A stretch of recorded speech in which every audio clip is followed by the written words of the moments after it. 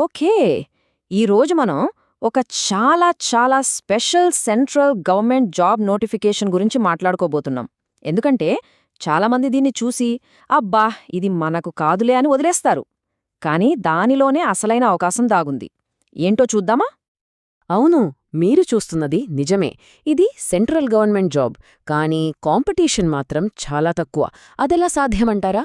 సరే, ఇక డీటెయిల్స్లోకి వెళ్ళిపోదాం. సరే, అసలీ జాబ్ ఆపర్చునిటీ ఎందుకింత రేర్ అంటున్నామో చూద్దాం. దీనికి కొన్ని ప్రత్యేకమైన కారణాలున్నాయి. అందులో ముఖ్యంగా ఒక సెంట్రల్ గవర్నమెంట్ డిపార్ట్మెంట్లో మన సొంత రాష్ట్రంలోనే పోస్టింగ్ రావడం, అదే దీని స్పెషాలిటీ. ఈ నోటిఫికేషన్ వచ్చింది ఎన్సీఈఆర్టీ నుంచి, అంటే national council of educational research and training. సింపుల్గా చెప్పాలంటే మన స్కూల్ టెక్స్ట్ బుక్స్ తయారు చేసే సంస్థ అన్నమాట. ఇది మినిస్ట్రీ ఆఫ్ ఎడ్యుకేషన్ కింద వస్తుంది. ఇక్కడే అసలు పాయింట్ ఉంది. సెంట్రల్ గవర్నమెంట్ జాబ్ చేస్తూ సొంత రాష్ట్రంలో, అది నెల్లూరులో పోస్టింగ్ అంటే అది ఎంత రేర్ ఆపర్చునిటీయో ఆలోచించండి. దీనికి క్వాలిఫికేషన్ ఇంటర్ లేదా డిగ్రీ. ఓకే, ఇప్పుడు అసలు నోటిఫికేషన్ డీటెయిల్స్ ఏంటో చూద్దాం. ఎన్ని పోస్టులున్నాయి, ఆ నంబర్స్ ఏంటో ఒకసారి పరిశీలిద్దాం. మొత్తం 173 పోస్టులు. అవును, ఈ నోటిఫికేషన్ ద్వారా గ్రూప్ ఏ, బి, సి ఇలా అన్ని లెవెల్స్లో, అంటే ఆఫీసర్ లెవెల్ నుంచి క్లరికల్ లెవెల్ వరకు కలిపి టోటల్గా 173 పోస్టులని భర్తీ చేస్తున్నారు. ఇక ఈ 173 పోస్టుల బ్రేకప్ చూస్తే ఓపెన్ కేటగిరీలో 86 పోస్టులున్నాయి.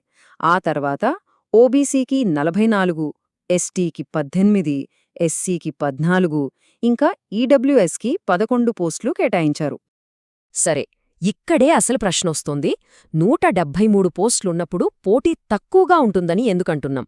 దీని వెనుక ఉన్న అసలు కారణమేంటో ఇప్పుడు చూద్దాం. కరెక్ట్. అందరి మైండ్లో వచ్చే క్వశ్చన్ ఇదే. 173 పోస్టులున్నాయి, అయినా కాంపిటీషన్ తక్కువ అంటున్నారు. ఎందుకు? దీనికి 2 చాలా పెద్ద కారణాలున్నాయి. చూడండి, చాలామంది ఈ నోటిఫికేషన్ని స్కిప్ చేయడానికి కారణం ఈ 2 పెద్ద ఫిల్టర్లే. ఫస్ట్ది 90% పోస్టులకి ఎక్స్పీరియన్స్ అడిగారు. సెకండ్ది అప్లికేషన్ ఫీజు చాలా ఎక్కువ. కానీ నిజం చెప్పాలంటే ఈ అడ్డంకులే మనకొక రకంగా మంచి అవకాశమిస్తున్నాయి. అదెలాగో చూద్దాం. ఇక్కడ ఫీజుల విషయం చూడండి. లెవెల్ 2 నుంచి 5 పోస్టులకు ఏకంగా 1000 రూపాయలు. ఇక లెవెల్ 6-7 పోస్టులకైతే 1200 రూపాయలు. ఇంత ఫీజు చూసి జస్ట్ ట్రై చేద్దాంలే అనుకునేవాళ్లు అప్లై చెయ్యరు. అంటే సీరియస్గా ప్రిపేర్ అయ్యేవాళ్లకు, ఖచ్చితంగా జాబ్ కావాలి అనుకునేవాళ్లకు ఇది పెద్ద plus point. SC, ST, PWD వాళ్లకు ఫీజు లేదు. ఇప్పుడసలు మ్యాటర్లోకొద్దాం. అసలు మన ఫోకస్ అంతా ఎక్కడుండాలి? ఎక్స్పీరియన్స్ అవసరం లేని జాబ్స్ ఏవి? వాటి గురించే ఇప్పుడు మాట్లాడబోతున్నాం. సో మన స్ట్రాటజీ ఏంటంటే 90% ఎక్స్పీరియన్స్ ఉన్న పోస్టులని పక్కన పెట్టేసి ఫ్రెషర్స్ కోసం కేటాయించిన ఆ 10% పోస్టుల మీద పూర్తి దృష్టి పెట్టాలి. అదే స్మార్ట్ వర్క్. మరి ఆ పోస్టులేవి అంటారా? అవే ఈ 2. ఒకటి లోయర్ డివిజన్ క్లర్క్, అంటే ఎల్డీసీ. రెండోది జూనియర్ అకౌంటెంట్. ఈ రెండింటికి ఎక్స్పీరియన్స్ అవసరం లేదు. సరే, ఇప్పుడు ఈ 2 పోస్టులని పోల్చి చూద్దాం. ఏ పోస్ట్కి ఏ క్వాలిఫికేషన్ కావాలి, సెలక్షన్ ప్రాసెస్ ఎలా ఉంటుంది, ఇలాంటి విషయాలన్నీ డీటెయిల్గా అనలైజ్ చేద్దాం. ఈ టేబుల్ చూస్తే మనకొక క్లారిటీ వస్తుంది. చూడండి, ఎల్డీసీ పోస్టుకు ఇంటర్ పాస్ అయితే చాలు. ఏజ్ 18 నుంచి 27 ఏళ్లు. సెలక్షన్ కూడా కేవలం రిటర్న్ టెస్ట్ ఆధారంగానే ఉంటుంది. మొత్తం 54 పోస్టులు ఉన్నాయి. ఇక జూనియర్ అకౌంటెంట్ విషయానికొస్తే కామర్స్ లేదా ఎకనామిక్స్లో డిగ్రీ ఉండాలి. ఏజ్ లిమిట్ 30 ఏళ్ల వరకు ఉంది. దీనికి రిటర్న్ టెస్ట్తో పాటు ఇంటర్వ్యూ కూడా ఉంటుంది.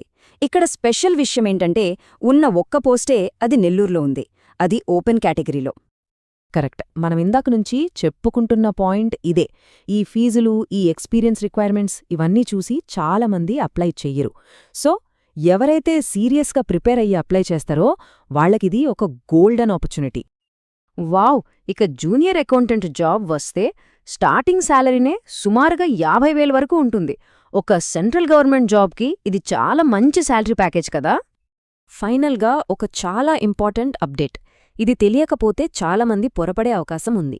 అదేంటో ఇప్పుడు చూద్దాం. మీరు ఒరిజినల్ నోటిఫికేషన్ చూస్తే లాస్ట్ డేట్ January 16 అని కనిపిస్తుంది. అయ్యో, డేట్ అయిపోయిందే అని అనుకోవచ్చు. కానీ ఇక్కడే ఒక ట్విస్ట్ ఉంది.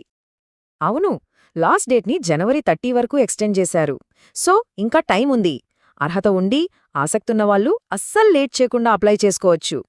సో ఫైనల్గా మనం అర్థం చేసుకోవాల్సిందేంటంటే, పైకి చూడటానికి చాలా అడ్డంకులున్నట్టు కనిపించినా, ఎక్కడ వెతకాలో తెలిస్తే ఈ నోటిఫికేషన్ ఒక స్ట్రాటజిక్ ఆపర్చునిటీ. ప్రిపేర్డ్ క్యాండిడేట్స్కి ఇదొక మంచి అవకాశమన్నమాట. చాలా మంది ఫీజులు, ఎక్స్పీరియన్స్ అని వెనకడుగు వేస్తుంటే, కొందరికి మాత్రం ఇదే ఒక సరైన అవకాశంగా మారచ్చు. ఏమో, ఒక సెంట్రల్ గవర్నమెంట్ కెరియర్కి ఇదే సరైన దారి కావచ్చు. ఆలోచించండి.